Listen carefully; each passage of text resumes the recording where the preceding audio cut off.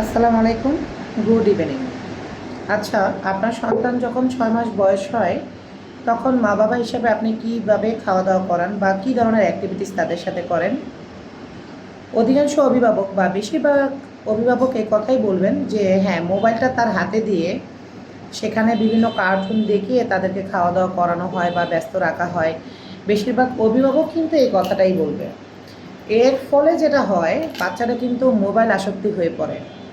তাকে সবসময় তার হাতে মোবাইল দিতে হবে। মোবাইল না দিলে সে কিন্তু খেতে চায় না। আর তখন আমরা নির্ভরশীল হয়ে পড়ি মোবাইলের উপর। মোবাইলটা বাচ্চার সামনে দিয়ে রাখি এবং বাচ্চারা খাওয়া-দাওয়া করে বা অন্যান্য অ্যাক্টিভিটিগুলো করে। এবং বেশিরভাগ সময় দেখা যাচ্ছে এখনকার ফ্যামিলিতে ট্যাব দিয়ে রাখছে বাচ্চাদেরকে বা মোবাইলটা একদম এক্সট্রা করে তার হাতে একটা মোবাইল ধরিয়ে দিচ্ছে যে বাচ্চা মোবাইল নিয়ে সারাক্ষণ ব্যস্ত থাকুক। এর ফলে কি হচ্ছে? একটু বড় যখন হচ্ছে বাচ্চা আর কথা বলছে না। হ্যাঁ, বাচ্চা কেন কথা বলছে না? কী সমস্যা হলো? সমস্যা তো করে ফেলেছেন। বাচ্চাকে যেহেতু মোবাইল দিয়ে ফেলেছেন, এখন বাচ্চার কথা বলতে চায় না, কারোর সাথে মিশতে চায় না। একা থাকতে থাকতে, একা সব কিছু দেখতে দেখতে সে সব কিছু একার মধ্যে করে ফেলেছেন।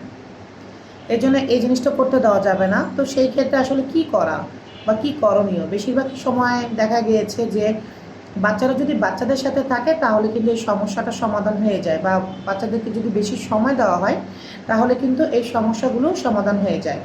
চিন্তা করবেন 6 মাস বয়সের পর থেকে উন্নত বিশ্বে কিন্তু তাদের ভালো একটি ডে কেয়ারে রাখার ব্যবস্থা করে বাচ্চাদেরকে। এর কারণ হচ্ছে বাচ্চাদেরকে তারা যখন ডে কেয়ারে রাখে তারা কিন্তু এটাকে বাধ্যবাধকতামূলক মনে করে না, তারা সেটা অপরচুনিটি মনে করে। কারণ বাচ্চারা সেখানে কিছু না কিছু শিখে, তারা নিজেদের কাজ নিজেরা করতে পারে। এখন বলতে পারেন 6 মাসের বয়সী বাচ্চারা কি শিখবে সেখানে? আর আমার বাচ্চা এত ছোট বয়সে কি কাজ করবে? না, না। এই সময় সে অন্যান্য বাচ্চাদের সাথেও তো খেলাধুলা করবে, অ্যাক্টিভিটি করবে। কিছু বাচ্চা দেখলে আপনি দেখবেন আপনি বাসায় অনেক খেলনা নিয়ে গেছেন, অনেক খেলনা আছে কিন্তু আপনার বাসায় খেলে না।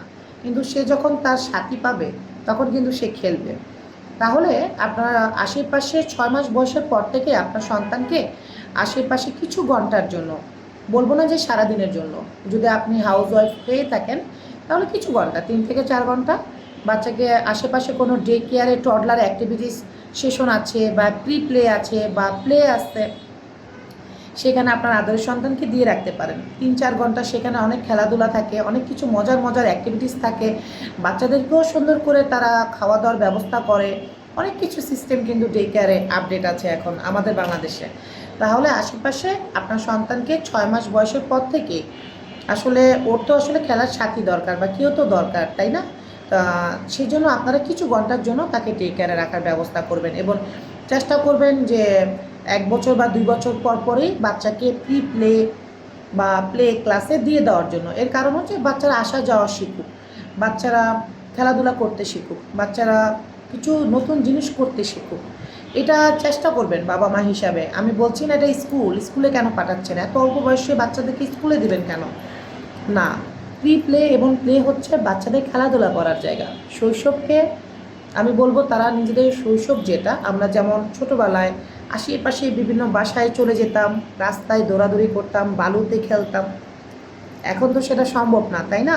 তাই বাচ্চাদেরকে এমন একটা পরিবেশের মধ্যে রাখবেন, এখানে কিন্তু দেখা যায় যে টিচার থাকে, কেয়ার গিভার থাকে, তারাও কিন্তু খুব ভালো যত্ন নিতে পারে, বিশেষ করে বেসরকারিতে।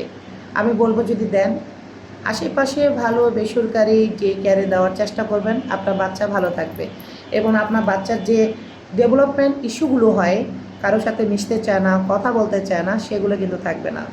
সবাই ভালো থাকবেন।